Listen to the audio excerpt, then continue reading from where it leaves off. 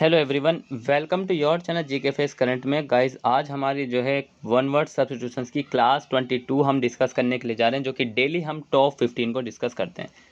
ये जो one word substitutions हैं, ये हर एग्जाम में पूछे जाते हैं, चाहे वो एग्जाम कोई भी हो। ठीक है, हो सकता है एसएससी में पूछा जाए आपसे, बैंक, आरआरबी और सीजीएल या फिर एसबीओपी हो, और इसके अलावा दिल्ली पुलिस जितने भी एग्जाम हैं, मतलब कहने का मतलब ये जिस एग्जाम में इंग्लिश पूछी जाती है, ठीक है, उसमें आपको ये वन वर्ड सब्स्टिट्यूशंस देखे जाएंगे। अब ये वन वर्ड सब्स्टिट्यूशंस होते क्या हैं? इसका मतलब होता है कि किसी लंबे चौड़े सेंटेंस का सिर्फ एक वर्ड में ही आंसर देना वन वर्ड सब्स्टिट्यूशंस कहलाता है। सो अब हम क्या करेंगे, इसको डिस्कस करेंगे पूरे को। ठीक है, आज हमने क्या करा, इसको जो अभी आपको दिख जाएगा स्लाइड पर, मैंने आपसे जो है ऑप्शन में रखा है। ठीक है, ऑप्शन में इसलिए रखा है क्योंकि हमने 21 क्लासेस हमने जो डिटेल वाली डिस्कस की, जो कि सेंटेंस पूरा था और उसमें एक ही आंसर आपको दिखता था। लेकिन अब जो हमने क्या कर रहे हैं, अब हम ऑप्शन वाला रखा मैंने इसमें। ठीक है, और उसमें आपने क्या करना, अपना आप भी जो है उसको सोचना है कि इसका आंसर क्या हो सकता है। ठीक है, और 4 ऑप्शन है उसमें, और हर ऑप्शन का मैं आपको मीनिंग भी बताता चलूँगा साथ साथ। और इसका जो पीडीएफ का लिंक है वो मैंने डिस्क्रिप्शन बॉक्स में दे दिया है, वहाँ से आप लोग डाउनलोड कर सकते हैं। और जो न्यू स्टूडेंट्स हो, चैनल को सब्सक्राइब एंड शेयर करना ना भूलें। सो स्टार्ट कर लेते हैं। सबसे पहले आज के हमारे फर्स्ट वन वर्ड सब्स्टिट्यूशंस को, थोड़ा डिफिकल्ट सा वर्ड लगता है बोलने में, कोई दिक्कत नहीं। सब्स्टिट्यूशंस कहने का मतलब क्वेश्चन नंबर फर्स्ट है। ठीक है, action that is likely to make people very angry. Action that is likely to make people very angry means एक ऐसी कार्रवाई जो किसी भी व्यक्ति को गुस्सेल या फिर उसे गुस्सा दिला देती है। ठीक है, आग बबूला कर देती है।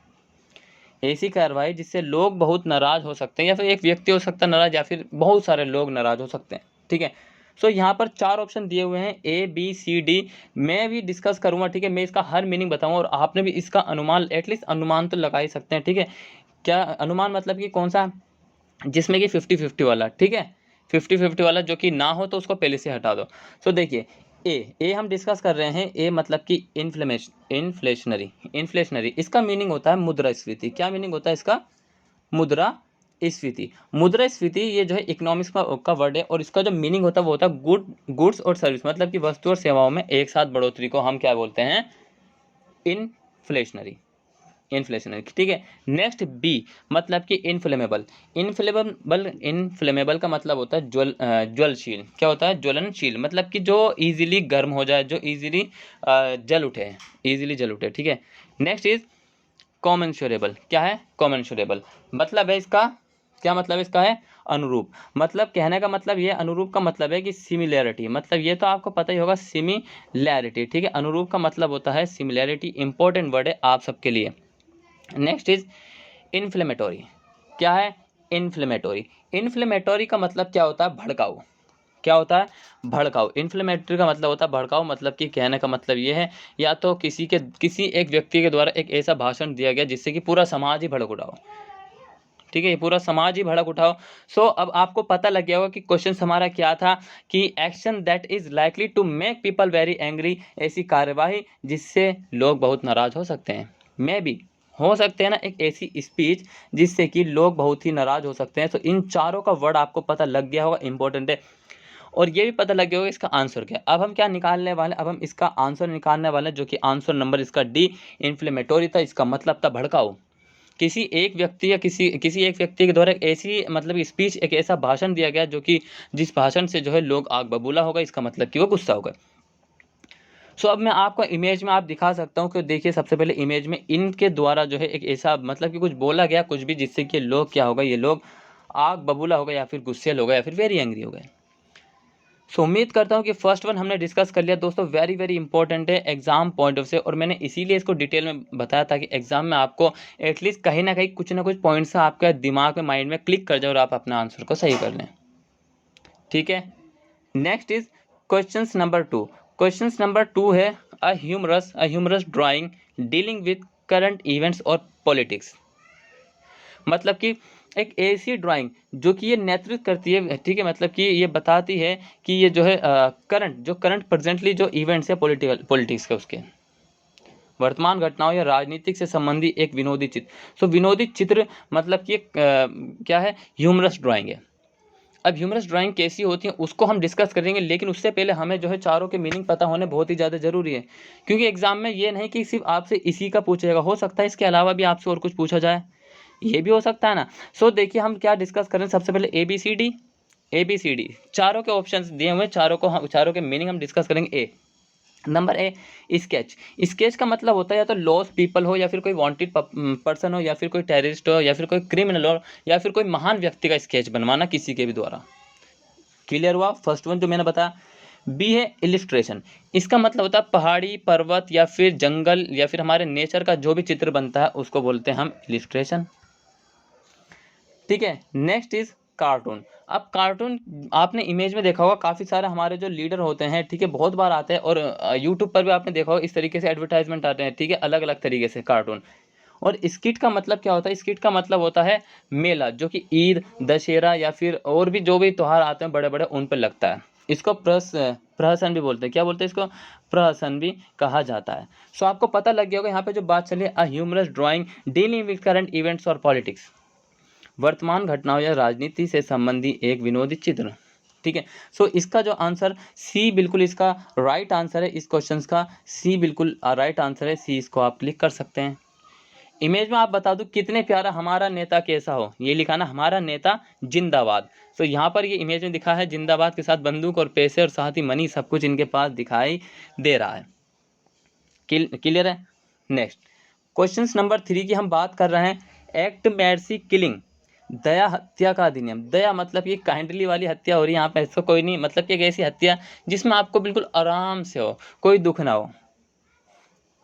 ABCD दोबारा 4 ऑप्शंस वी हैव, ठीक है, डिस्कस करते हैं नाउ। चैलेंजिंग, फर्स्ट वन का मतलब है चैलेंजिंग का मतलब होता है चुनौती। यहाँ पे बात किसकी चल रही है? यहाँ पे बात चल रही है एक्ट ऑफ मैर्सी किलिंग, दया हत्या का अधिनियम। ठीक है, सो ए का मीनिंग जो है चुनौती है, और बी का मीनिंग की बात करें, इथोनेसिया का मतलब होता है इच्छा मृत्यु।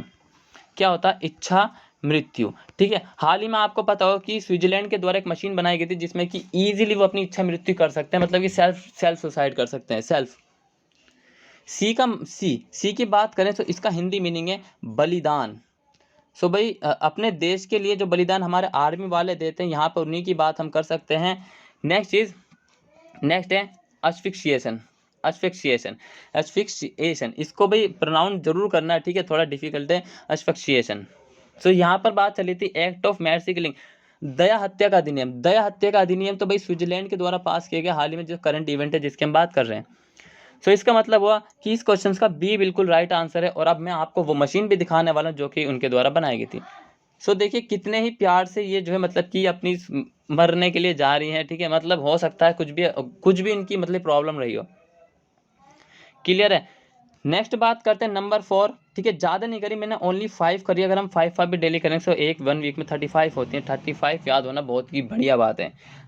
35 नहीं तो एटलीस्ट 30 तो हम याद कर ही सकते हैं ना।